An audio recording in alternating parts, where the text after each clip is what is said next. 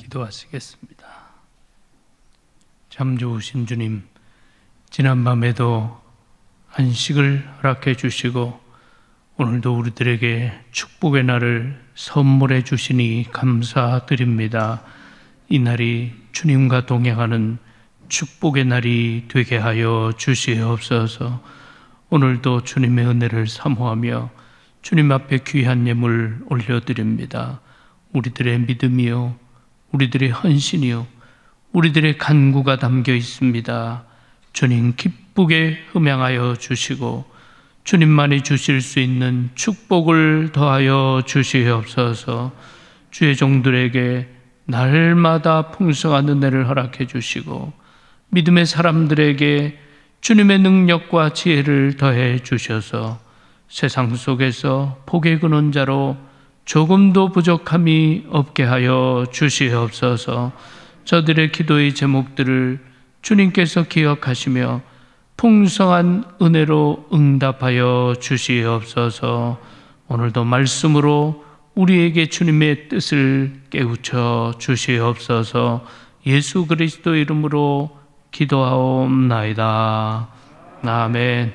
할렐루야. 오늘도 주님께서 말씀으로 우리와 함께 하시고 이 날을 복되게 해 주실 줄로 믿습니다.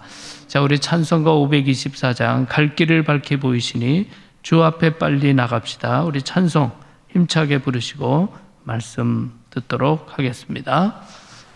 524장 갈 길을 밝히 보이시니 찬송하나 하십시다. 우리 박수 치면서 갈 길을 밝히 보이시니 주 앞에 빨리 나갑시다. 우리를 찾는 구주 예수 도도라 하시네. 죄악 벗은 죄악 벗은 우리 영혼은 기뻐 뛰며 주를 보겠네. 하늘에 계신 주 예수를 영원히 섬기리. 우리를 오라 하시는 말 기쁘게 듣고 순종하세. 구주를 믿기 지체 말고 속속히 나가세. 죄악 벗은 우리 영혼은 기뻐 뛰며 주를 보겠네. 하늘에 계신 주 예수를 영원히 섬기리. 주 오늘 여기 계시오니 다 와서 주의 말씀 듣세. 듣기도 하고 생각하니 참 진리시로 죄악 벗은 우리 영혼은 죄악 벗은 우리 영혼은 기뻐 뛰며 주를 보겠네. 하늘에 계신 주 예수를 영원히 섬기리. 아멘. 주님 주시는 기쁨과 평안이 늘 넘치시기를 바랍니다. 아브라함의 하나님, 이삭의 하나님, 야곱의 하나님. 오늘은 우리 다음 세대 자녀 교육, 교회 학교에 관한 말씀을 좀 나누겠습니다. 한국에서 그래도 가장 모범적이라는 우리 통합 측조차도 이미 50% 이상 교회 내 교육부가 없습니다. 그러니까 뭐 교육부가 약하다 이런 것이 아니라 우리 통합측 교회, 현재 통합측 교회 내 50% 이상의 교회들이 교육부 자체가 없습니다.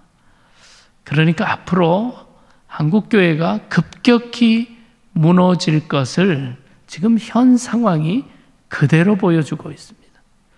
우리가 자녀 교육, 교육부를 살려내지 못하면 한국교회의 미래는 참으로 어둡다. 참으로 어둡다. 참 험난한 이 땅의 역사 가운데 복음이 들어와서 교회는 이 땅을 살리는 얼마나 중요한 역할들을 많이 했는지 모릅니다. 그런데 이 세파 속의 교회가 무너져 내리고 이 복음의 역사를 다음 세대로 옮기지 못한다면 하나님 앞에서 참으로 부끄러운 일이다. 이런 면에서 우리가 위기를 맞았고 이런 면에서 어떻게든지 살려내야 한다는 사명으로 재무장하지 않으면 안 된다. 참으로 긴박한 현실 속에 우리가 놓여 있습니다. 오늘 본문의 말씀은 모세가 하나님의 부름을 받을 때 저는 할 수 없습니다. 하나님 믿는 거 다 잊어버린 이 백성들에게 하나님이 나를 보냈다고 하면 하나님이 누구냐고 물을 거 아닙니까? 저는 할 말이 없습니다. 제가 감당할 수 없습니다. 그때 하나님께서 두 가지 자기 계시, 하나님을 계시해 주는데 첫 번째가 나는 스스로 있는 자다. I am that I am. 나는 모든 존재의 근원 되시고 나는 모든 것을 주관하시는 알파와 오메가 되신다 라는 하나님의 이름을 계시해 주시고 그 다음이 바로 나는 아브라함의 하나님, 이삭의 하나님, 야곱의 하나님이다. 이 역사 가운데 살아계시는 하나님이다 라는 것을 보여줍니다. 지금 모세를 부르는 것은 당장 모세만의 문제가 아니라 이미 아브라함 때부터 하나님이 역사하셔서 그 역사를 운행해 가시는 가운데 있다라는 것을 깨우쳐 주는 것 아닙니까? 바로 이 아브라함의 하나님, 이삭의 하나님, 야곱의 하나님, 역사 가운데서 일하고 계시는 하나님을 보여주고 있습니다. 여러분, 그런 면에서 우리는 뿌리를 이해하고 알아야 합니다. 이 땅에 들어온 복음의 역사도 우리가 알아야 되고요. 노량진 교회라고 하는 하나님이 세우시고 115년 동안 이 교회를 지키시고 사용하신 하나님의 역사를 우리가 알아야 합니다. 오늘 우리가 있는 것은 절대로 오늘 우리들만의 일이 아니라 이미 115년 전부터 복음을 위해서 헌신하고 수고하시고 이 땅의 복음 전파를 위해서 헌신한 수많은 이들이 있었기 때문에 오늘 우리들이 있는 것이죠. 이 뿌리, 이 역사를 우리가 알아야 합니다. 그러한 점에서 노량진 교회는 115년의 참으로 소중한 역사를 간직하고 있는 교회이죠. 제가 요즘 건강관리를 위해서 저희 집에서 가깝기 때문에 남한산성을 일주일에 2번 또는 3번 정도 올라갔다 옵니다. 건강관리를 위해서. 산을 자꾸 가다 보니까 그 산에 있는 오래된 나무들이 그렇게 멋있어 보일 수가 없어요.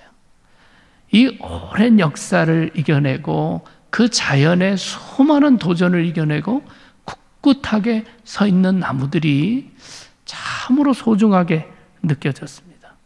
자, 그러고 보니까 우리나라도 이 고목들의 관리를 굉장히 철저하게 하고 있습니다. 이 고목들을 정부가 보호해주고 어떻게든지 이 고목이 오랫동안 살아있기를 그렇게 힘쓰고 있습니다. 고목이라고 하면 일단 100년이 넘어야 돼요. 100년이 넘어야 됩니다. 100년이 넘어야 되고 또 이 고목이라고 국가에서 천연기념물로도 제정하고요. 또 보호수라고도 제정합니다. 2010년 기준으로 보니까 천연기념물로 선정되어 있는 고목이 우리나라에서 162그루입니다. 그리고 기념수로 구별되어 있는 것이 130그루입니다. 그리고 이 고목의 특징은 뭐냐 하면은 산속에 깊이 있는 오래된 나무 이런 것은 고목으로 국가가 지정하지 않았어요. 대부분 마을과 함께 살아남은 나무들을 이렇게 천연기념물로 보호수로 규정하고 있다는 것이죠. 그것이 무슨 뜻일까요? 바로 수많은 역사를 이겨내고 살아있는 그 나무가 우리들에게 주는 의미가 굉장히 크다는 거 아닙니까? 우리 노량진 교회가 고목처럼 든든하게 서서 오고 오는 세대에 예수 그리스도를 증거하고 오고 오는 세대에 많은 교회들의 본이 되는 축복된 교회가 되시기를 바랍니다. 이 고목을 소중하게 여겼던 우리 옛날부터 우리 선조들이 이 고목을 구별할 때 참 귀한 나무다. 세 가지 중요한 이유가 있었더라고요. 하나는 당산목이라고 해서 신과 연결시켜주는 나무다. 이렇게 이해했어요. 그래서 제사 드릴 때라든가 이 고목이 어떤 그런 고대 사회의 영적인 의미를 가지고 있었고요. 그 다음엔 정자목. 정자목이라는 것은 사람들이 모이는 곳입니다. 나무 아래 모여서 교제도 하고 거기서 서당이 열리고 정자의 역할을 하고 이렇게 모이게 하는 역할을 했던 것이고요. 그 다음에는 풍치목입니다. 전체 모양을 아름답게 해주는 거라든지 방풍의 효과를 위해서 심었던 것이 이렇게 굳굳하게 살아남았다든지, 자, 이런 것 때문에 고목을 중요하게 여긴 것이죠. 우리 과거의 시대, 과거의 종교적 배경을 가지고 있지만 오늘 우리가 영적인 의미로 볼 때도 고목처럼 든든하게 살아있을 때 바로 하나님을 드러내는 역할을 할 수 있고 사람들이 모이는 구심점의 역할을 할 수가 있고 보기에 아름다울 뿐만 아니라 이 사회를 보호하는 역할을 해주는 것이 고목이라는 역할이죠. 여러분, 고목이라는 것이요, 한자말로 보면 오래됐다는 고자도 썼지만 말랐다는 고자도 씁니다. 그러니까 오래됐다는 고목은 살아남은 나무를 말하고 말랐다는 고목은 죽은 나무를 말하는 거예요. 그러니까 역사가 오래됐다는 것만이 중요한 것이 아니라 생명력을 이어가고 그 생명력을 지켜나간다. 이것이 중요한 것 아니겠습니까? 우리에게 주어진 신앙의 유산들, 이런 것들 우리가 깊이 간직할 필요가 있다. 노량진 교회가 1906년 세워졌죠? 1906년이죠? 예. 1905년이 바로 을사보호 조약입니다. 그러니까 나라의 주권이 일본에게 넘어갈 때 적극적으로 일본이 이 나라의 주권을 다 차지하기 위해서 만든 것이 을사보호 조약입니다. 1910년이 한일 합방이지 않습니까?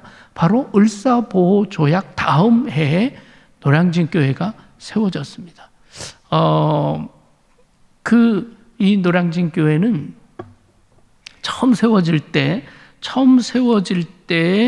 그 지리로 보면 시흥리 흑석 시흥의 흑석리라는 지역에 교회가 세워집니다. 그런데 그 당시만 해도 이 지역이요, 이쪽 지역이 그야말로 이 도성의 외곽 지역 아닙니까? 그래서 천민들이 살았고 주로 무당이 많이 살던 지역입니다. 이 지역이 무당들이 몰려 가장 사회의 천민들이 많이 살던 무당들이 살던 지역이었습니다. 그런데 일본이 이 나라를 침탈하기 위해서 가장 힘없는 쪽으로 먼저 들어와서 일본 사람들이 정착하고 땅을 차지하기 시작합니다. 그런데 놀라운 것은요, 이 무당들이 일본 사람들에게 빼앗기지 않기 위해서 무당들이 교회 세우는 것을 환영했어요. 교회가 들어와야 일본을 막을 수 있다고 생각한 거예요. 참 놀라운 일 아닙니까? 놀라운 일 아닙니까? 바로 이런 역사적 배경을 가지고 있고, 노량진 교회를 처음 세운 분이 헐버트라는 선교사입니다. 헐버트라는 선교사인데, 헐버트 선교사가 감리교 선교사예요. 장로교 선교사가 아닙니다. 그러니까 노량진 교회 뿌리 자체가 굉장히 교회 연합적이고 포괄적이고 또 고통받는 이 나라, 이 민족, 민중 가운데 나라를 지키고자 하는 굉장히 중요한 정신으로부터 시작된 교회가 바로 노량진 교회입니다.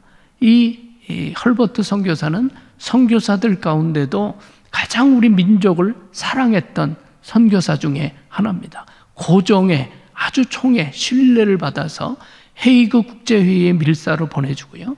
또 미국 루즈벨트 대통령에게 밀사로 보내주고 이 조선에서 이 한국에서 일어나는 불행한 역사를 서양에 굉장히 많이 알렸던 선교사가 헐버트 선교사입니다. 제가 어떻게 노량진교회 역사를 이렇게 잘할까요? 예, 여기서 어려서부터 자랐기 때문이기도 하지만 제가 공부했어요. 노량진교회가 어떤 교회인가. 그래도 집회하러 오는데 내가 그냥 잘할 때 본 것만이 아니라 이 역사가 뭔가 한번 찾아보니까 이런 놀라운 역사들이 있어요.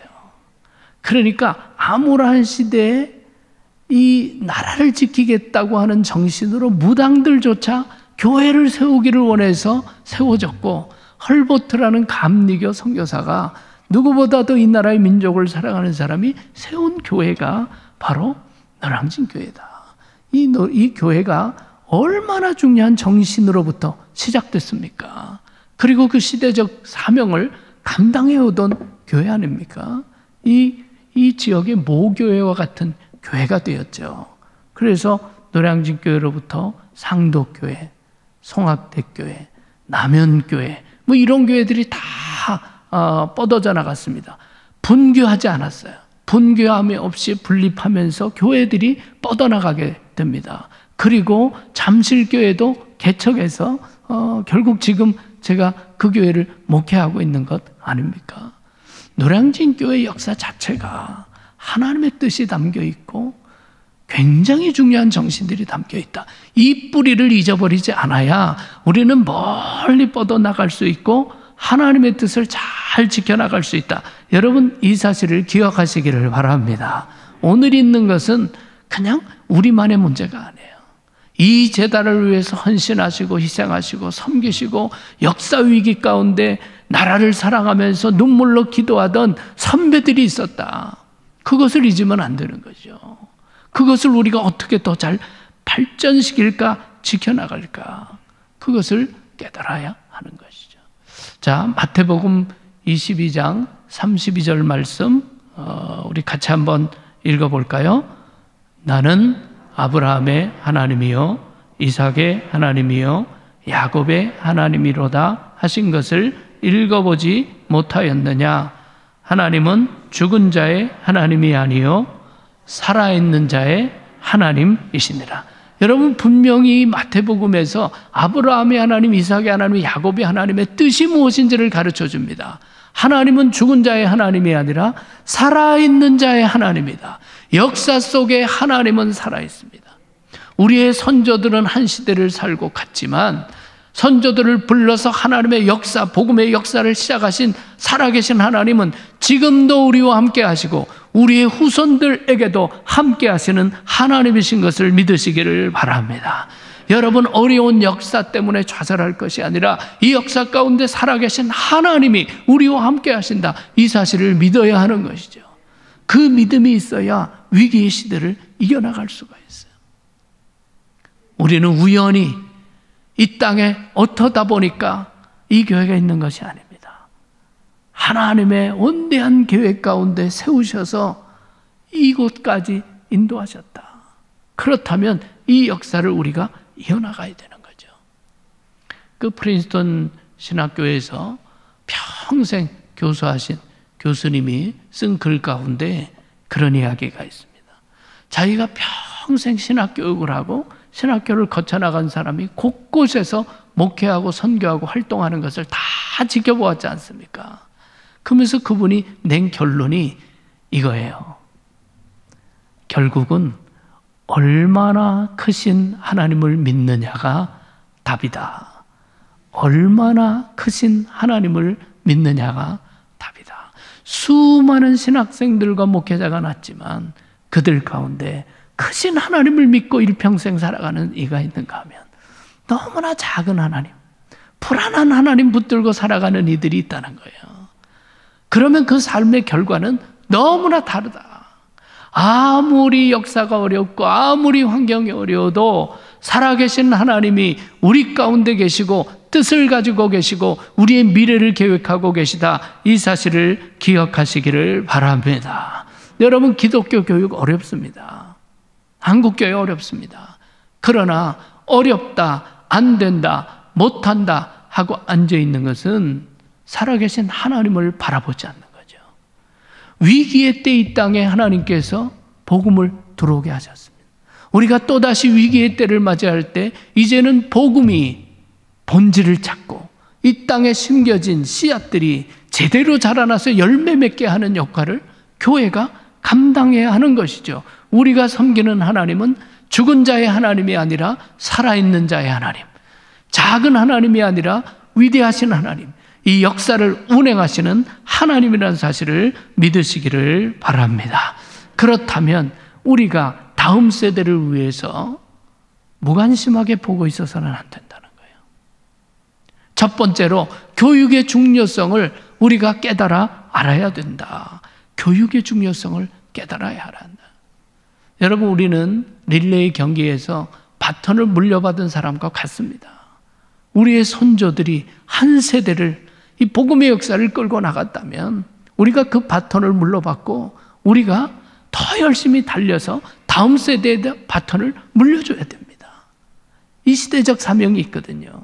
그렇다면 우리 어른들의 믿음 생활만 관심 가질 게 아닙니다. 다음 세대에 대한 관심을 가져야 해요.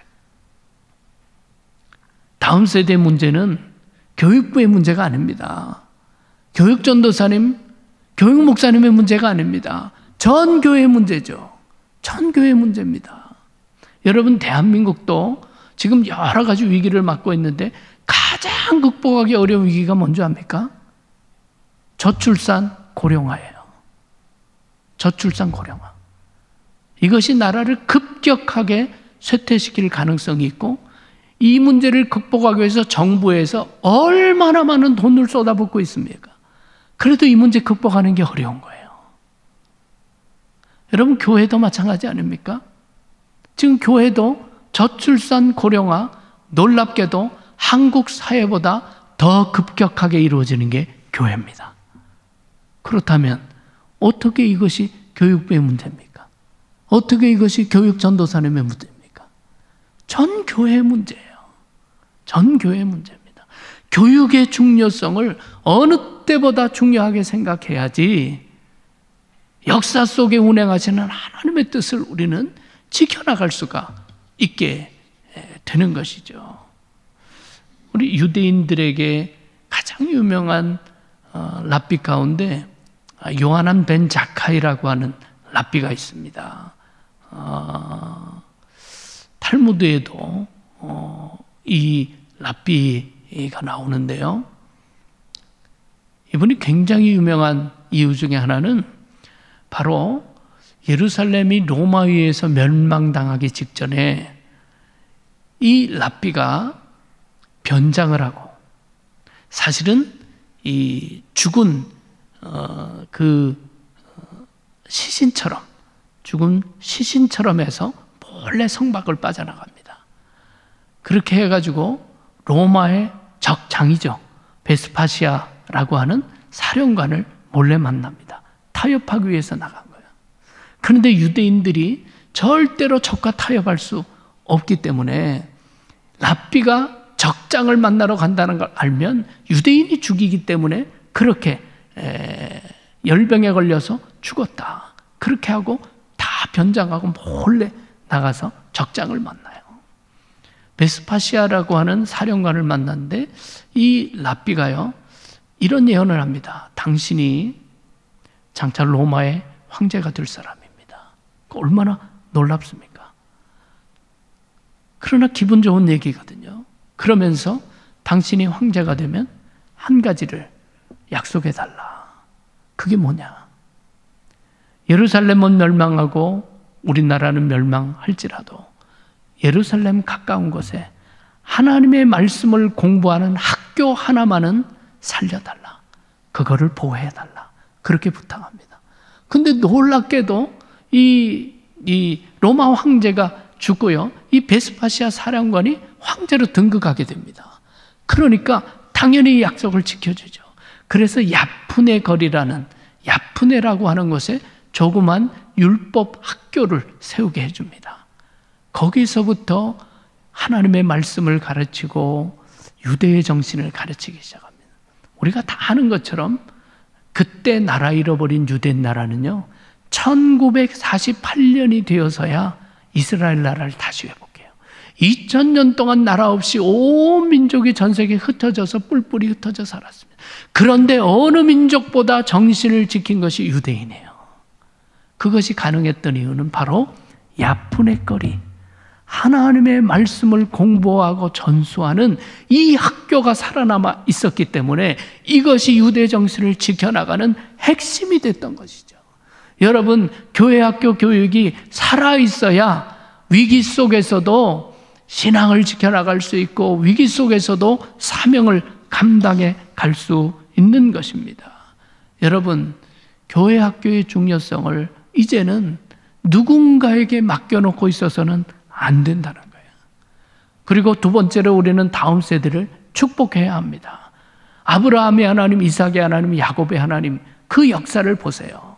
하나님이 아브라함도 다르지만, 이삭도 다르지만, 야곱도 다르지만, 요셉도 다르지만 하나님께서 이들을 축복하시면서 하나님의 뜻을 이루어가지 않습니까? 특별히 아브라함은 이삭을 축복합니다. 이삭은 야곱을 축복합니다. 야곱은 자식들과 요셉을 축복합니다. 그 이야기가 창세기에 다 기록되어 있는 거 아닙니까? 축복하는 것이 중요해요. 축복하는 것이 너무너무 중요합니다. 예수님 당시에도 제자들은 어린아이들 못 오게 했잖아요. 어른들도 지금 예수님 만나기 힘들고 어른들도 지금 바빠 죽겠는데 왜 애들이 와서 이러냐고 제자들이 쫓아냅니다. 그때 예수님께서 제자들을 꾸짖습니다. 어린아이가 내게 오는 것을 금하지 말라. 어린아이들 안아주고 축복해 줍니다. 여러분, 교회에서 우리 어린아이들 보면요, 좀 축복하는 문화가 생기면 좋겠어요. 아이들 보면 참 이쁘다, 교회 왔구나, 너무 착하다, 너무 훌륭하다. 좀 우리가 축복하는 문화가 생기면 좋겠어요. 그냥 멀뚱멀뚱 서로 바라보는 것이 아니라 축복하고, 교회에 가면 나를 사랑해 주시는 분들이 많다, 교회 가면 칭찬해 주시는 분이 많다, 교회 가면 나를 위해서 기도해 주시는 분이 많다. 여러분, 축복을 통해서 하나님의 축복이 이어지는 거예요. 신앙의 정신이 이어지는 겁니다. 제가 아는 장로님은요, 그 어머니가 권사님이신데 자라날 때 속썩일 때 있잖아요. 자라날 때 속썩일 때 다 남들은 이 망할 놈의 자식, 막 그런 식으로 욕할 때도 절대로 그런 욕을 안 했대요. 정 나쁜 짓 하고 하면 이 복받을 자식아 이렇게 욕했다는 거예요. 이 복받을 자식아 이렇게 욕했다는 거예요. 여러분, 그 어머니의 마음이 뭡니까? 내 자식을 저주하고 미워하고 이런 말 하지 않겠다는 거예요. 축복받을 자식이라고. 우리가 비는 축복이 결코 땅에 떨어지지 않는다는 것을 성경은 가르쳐주고 있지 않습니까? 가능하다면 자녀들과 함께 드리는 예배들을 자주 계획하고 자녀들과 함께 영적 생활하는 것들을 더 자주 계획해야 합니다.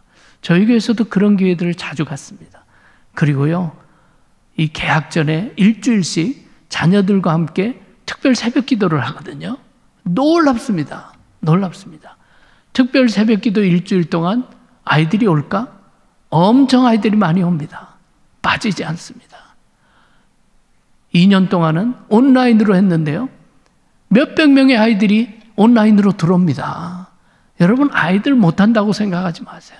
어른들이 축복해주고 새벽 기도 나오면 선물도 주고 아이들이 평생 잊지 않는 영적 추억을 받습니다.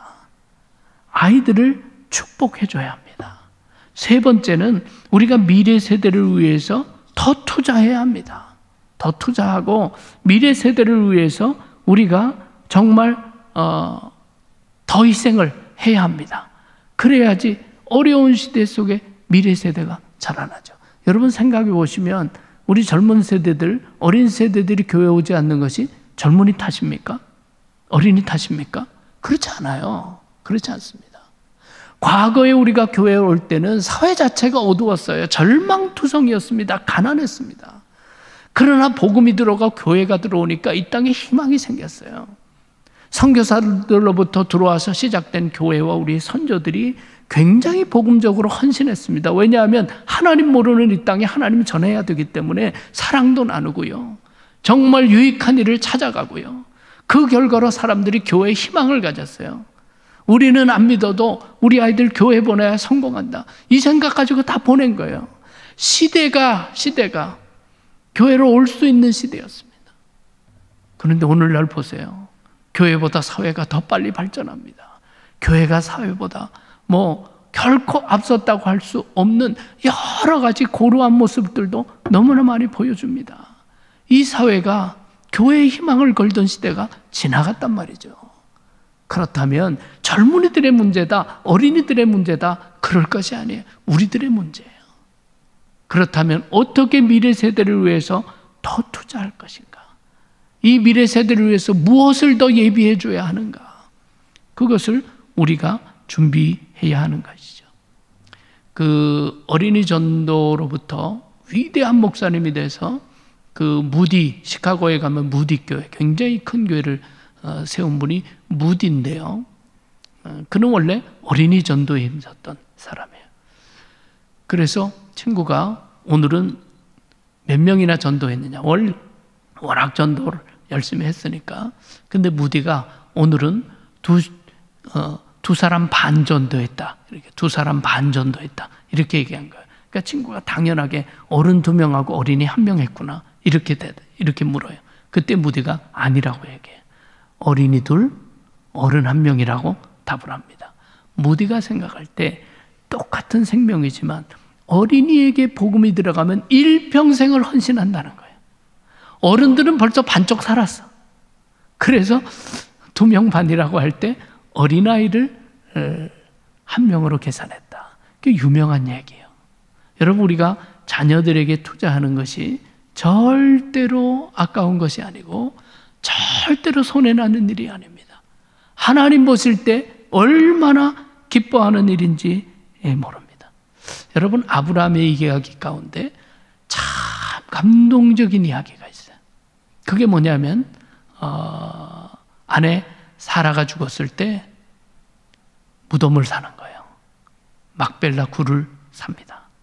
막벨라 굴을 사는 이야기가 창세기 23장에 나오는데, 처음에도 말씀드렸습니다만 아브라함이나 이삭이나 야곱이나 요셉은 전부 다 이방 땅에 가서 소수인종으로 살았어요. 이민자로 산 사람들입니다. 주류가 아니었어요. 전부 다 나그네였습니다. 아브라함이요, 굉장히 부자였습니다. 아브라함은 하나님의 축복으로 굉장히 축복 많이 누리고 부자였어요. 부자였던 것을 알 수 있는 것이 뭐냐면 창세기 14장에 보면 조카 롯이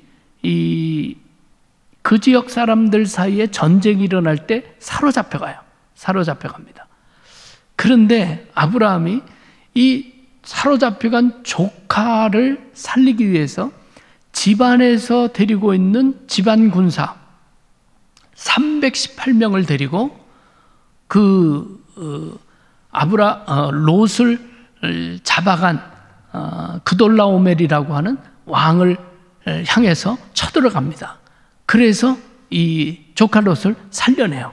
그리고 회복하는 이야기가 나옵니다. 여러분 생각해 보세요. 여러분 집안에 318명 군사를 먹여 살릴 수 있는 사람 있습니까?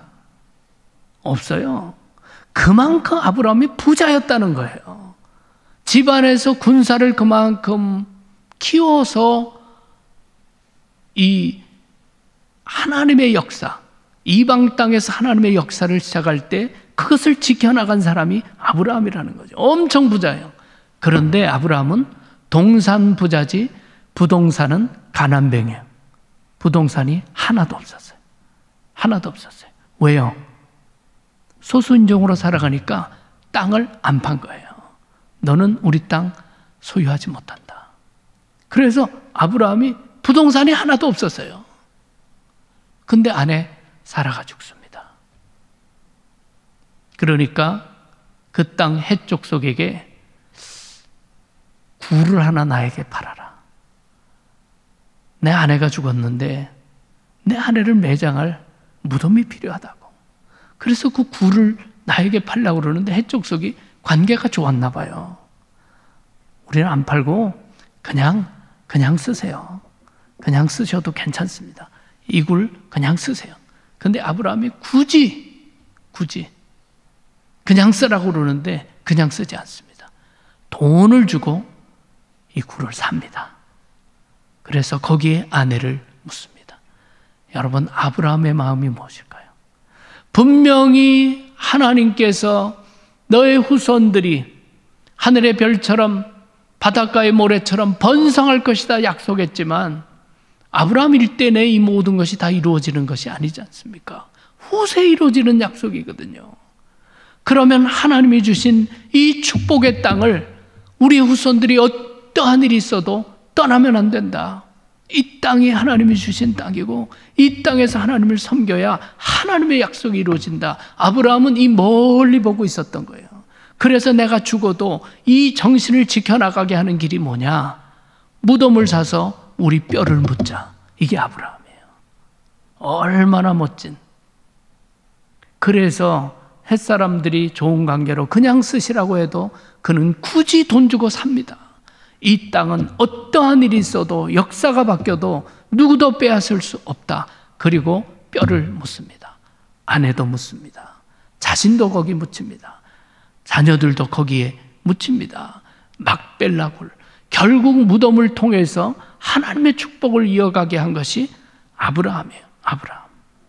여러분, 우리가 하나님 나라의 거룩하고 귀한 일을 할 때는요, 절대로 공짜로 하면 안 돼요. 공짜로 하는 거 아닙니다. 우리의 땀과 눈물과 희생이 담겨야 돼요.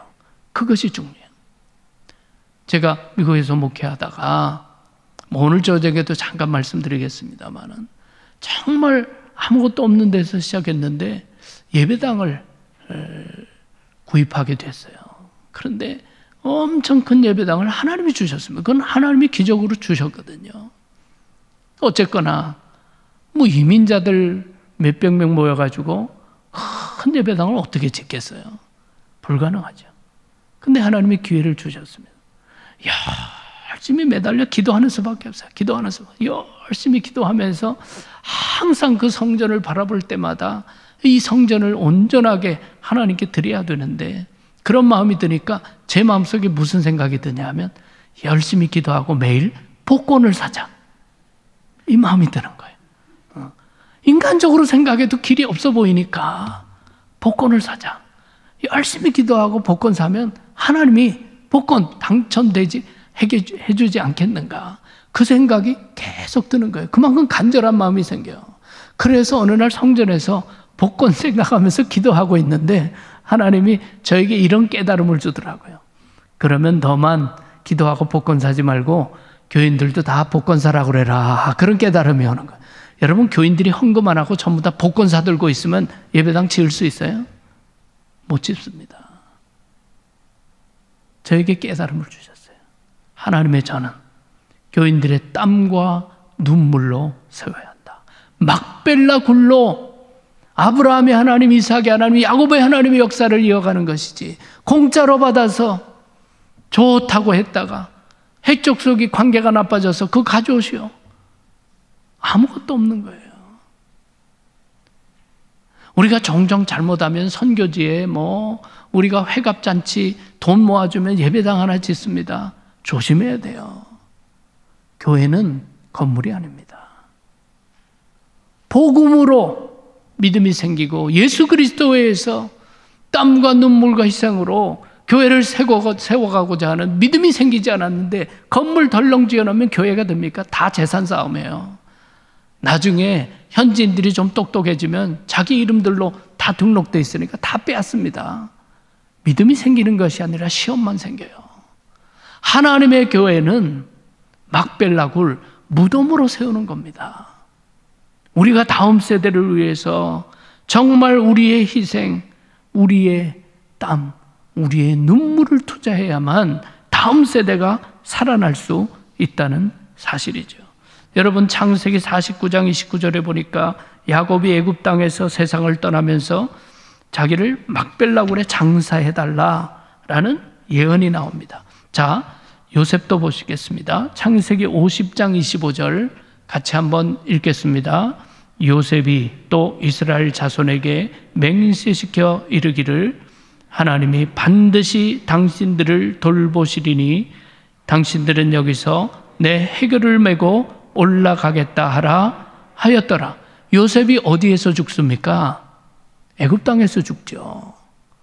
애굽 땅의 총리였으니까요. 그런데 요셉이 죽으면서 후손들에게 무엇을 맹세시킵니까? 너희들이 이 땅을 나갈 때 뭐를 가지고 가라? 내 해골 가지고 가라. 그게 유언이에요. 그게 유언입니다. 자, 출애굽기 13장 18절 19절 읽어보겠습니다. 그러므로 하나님이 홍해의 광야길로 돌려 백성을 인도하심에 이스라엘 자손이 애굽 땅에서 대를 지어 나올 때에 모세가 요셉의 유고를 가졌으니 이는 요셉이 이스라엘 자손으로 단단히 맹세하게 하여 이르기를 하나님이 반드시 너희를 찾아오시리니 너희는 내 유고를 여기서 가지고 나가라야 하였음이더라. 이스라엘 백성들이 출애굽할 때 뭐를 가지고 갔다고요? 요셉의 유고를 가지고 갑니다. 이게 이스라엘 정신이에요. 이게 이스라엘 정신입니다. 약속의 땅을 잊지 말라. 바로 그 정신을 잊지 말라. 그래서 내 뼈를 묻는 겁니다. 흉년이 생겨서 다른 나라에 갈 수도 있고 뭐 할 수도 있지만 내 뼈를 막벨라굴에 갖다 묻어라. 나라 잊은 지 2000년이 지났지만 이스라엘 백성들이 2000년 만에 1948년에 예루살렘과 이스라엘을 다시 회복하지 않아요. 이게 막벨라굴이 있기 때문에요. 막벨라굴이 있기 때문에 정신도 잊어버리지 않고 민족성을 그대로 지켜나가면서 회복시키는 거죠. 여러분, 아브라함의 하나님, 이삭의 하나님, 야곱의 하나님, 어려웠던 역사 가운데 이 교회를 세우시고 하나님이 함께 하셨습니다. 신실한 주의 종들로 하여금 복음의 바톤을 이어가게 하셨습니다. 이제 우리는 영적 도전의 시대를 살아갑니다. 우리가 감당해야 될 것이 무엇입니까? 다음 세대에 복음을 전해주는 거예요. 다음 세대도 이 복음의 정신, 교회의 정신을 잊지 않고 간직해 나갈 수 있도록 인재를 키우고 그들을 위해서 우리가 희생해야 하는 것이죠. 그래야 아브라함의 하나님, 이삭의 하나님, 야곱의 하나님, 산자의 하나님, 역사를 주관하시는 하나님의 뜻이 온전히 이루어지는 것입니다. 바로 그런 교회, 그런 주님의 마음에 합한 그런 주님의 몸된 교회가 되시기를 주님의 이름으로 축원합니다. 우리 통성으로 기도드리겠습니다. 아브라함의 하나님, 이삭의 하나님, 야곱의 하나님, 선조로부터 축복하신 그 복음의 빛을 우리도 물려받아 싸우니 우리도 복음의 빛을 잘 감당하게 하시고 사명 감당하게 하여 주시옵소서. 통성으로 간절히 기도드리겠습니다. 아버지 하나님 감사합니다. 하나님께서 참으로 우리들에게 베풀어 주신 놀라운 은혜, 아버지 하나님의 선조 때부터 하나님께서 들어 사용하시고 축복하시고 역사하셨음을 결코 잊지 않게 하여 주시옵소서. 아버지 하나님, 복음을 위해서 교회를 위해서 수고하고 헌신하신 믿음의 세대들이 있었음을 잊지 않게 도와주시옵소서. 복음의 바톤을 받고 다음 세대로 물려주고 있는 귀한 선조들처럼 오늘 우리들에게 주어진 이 복음의 역사도 다음 세대로 제대로 전달될 수 있도록 사명자를 감당하는 우리들 모두가 되게 하여 주시옵소서. 하나님께서 이 제단을 통해서 아브라함의 하나님, 이삭의 하나님, 야곱의 하나님의 선한 역사를 이어가실 수 있도록 하나님께서 축복하여 주시옵소서. 이 시간 우리 자녀들을 축복하는 기도를 드립니다. 우리 자녀들이 믿음 가운데 이 땅에서 번성하게 하시고 교회에 허락해 주신 귀한 생명들이 하나님의 놀라운 은혜로 늘 주님의 축복 속에 거하기를 원합니다. 우리 교육부를 지도하는 모든 교사들과 모든 분들에게 성령의 능력을 더해 주시고 자녀들을 향한 특별한 사랑으로 무장하게 하여 주옵소서. 간절히 통성으로 기도드립니다. 아버지 하나님, 참으로 우리 자녀들을 축복해 주시기를 원합니다. 세상으로 흘러가지 않게 하시고 믿음의 사람들 되게 하여 주시옵소서. 아버지 하나님, 하나님의 은혜로 구원받을 뿐 아니라 주님과 동행하는 삶을 살아갈 수 있도록 아버지 하나님 축복해 주시고, 세상 속에서도 칭찬받고 세상 속에서도 주님의 영광 드러내는 복된 자녀들로 하나님 굳건하게 세워주시기를 원합니다. 교회 학교를 축복해 주시되 섬기는 모든 이들에게 성령 충만, 지혜 충만 더해 주시고, 무엇보다도 어린 영혼들 진정으로 사랑하는 마음으로 무장하게 하여 주시옵소서. 하나님께서 다음 세대를 살리고 다음 세대를 일으키실 수 있도록 아버지 하나님 요괴베스 믿음을 허락해 주시고, 아버지 하나님의 놀라운 은혜가 저들을 통해서 전달될 수 있도록 하나님께서 역사해 주시고 아버지 하나님 도와주시옵소서. 이 시간 계속 기도드릴 때 노량진 교회가 115년의 역사 가운데 감당한 모든 사명보다 이후에 더 이 시대 속에서 사명 더 잘 감당하게 하여 주시옵소서. 복음의 등대가 되게 하시고 이 사회의 희망이 되게 하시고 구원의 방주로서 역할을 잘 감당할 수 있도록 이후에도 축복하여 주시옵소서. 사용하여 주시옵소서. 주여 부르짖고 간절히 통성으로 기도드립니다. 주여! 아버지 하나님, 지난 역사 가운데 함께 하신 주님, 이 재단을 붙들어 주시고 앞으로 오고 오는 세대 아버지 하나님 교회된 사명 더 잘 감당하게 하여 주시옵소서. 어두운 시대의 빛의 역할을 감당하게 하시고 하나님을 잊어버리는 시대에 하나님을 증거하게 하시고 아버지 하나님, 하나님의 선하심을 드러내면 교회로 하나님 도와주시고 온 교회 모범이 되게 하여 주시옵소서. 성령께서 이전에 늘 동행하심으로 말미암아 하나님께서 시대마다 귀하게 사용해 주신 것처럼 오고 오는 세대에 특별히 함께하여 주시기를 원합니다. 교회가 도전받고 있는 시대입니다. 아버지 하나님이 모든 도전을 뚫고 나가는 교회로 주님께서 축복하시고 다음 세대를 더욱더 붙잡아 주시며 하나님의 은혜로 함께하시고 도와주시며 역사하여 주시옵소서. 우리 각자 조용히 기도하시다가 돌아가시면 되겠습니다.